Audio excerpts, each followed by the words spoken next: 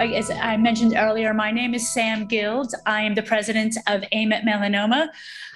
We are here to support you in every way that we can, but I think it's important for you to understand why I do what I do. So there's multiple reasons, but here are, for me, the most personal ones. So in 2003, my sister Charlie, who was 26, passed away from melanoma. Her prognosis at the time was 9 months. And so this foundation was started by my mother, who ran this foundation many years until 2020. It is now the largest international melanoma organization in this disease. And I've been with the foundation for many years. I left a law firm practicing law, and I became part of this foundation in 2008. So as I indicated to you, I have personal reasons to make sure that we end melanoma in our lifetime. We have 3 main missions. Public policy is one. Since we're in California, I will mention I'm proud to say that California, with the work that I did and many others here in the state, we became the first state to ban minors under the age of 18 from indoor tanning devices. And we are involved in public policy in many other ways, in legislation. We're also involved in research. We have our own fresh frozen primary tissue bank. I belong to a couple of cooperative groups, ECOG and SWOG, where they are running multiple melanoma trials, and I'm the patient advocate on that. So it's some of the research that we do. But of course, we're here about educating all of you about melanoma. So I'm going to spend a couple of moments in talking about that. So we do a lot of work for healthcare providers, helping to educate them. But for melanoma patients and their families, here are some of the things that we can do for you moving forward.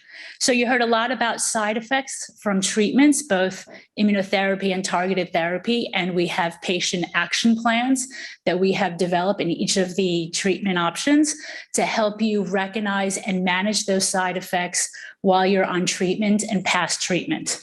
We also have a physician assistant who works in a melanoma clinic. She's on an oncology PA who can answer your questions.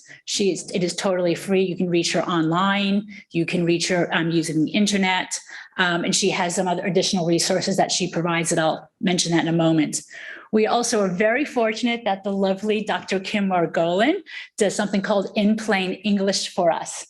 And in our newsletters, she takes very complex medical issues and turns it into language that we can all understand. So, she's done a couple on brain metastasis. She mentioned DreamSeek. She's done one on that. And so you can always look for those. And if you have specific topics that you think would be helpful, of course, let us know. We have a clinical trial matching service because clinical trials, certainly will help bring us to a cure and improve quality of care. We have a video library of past symposiums. You heard about gut biome, I think was a question that's in there, gut health.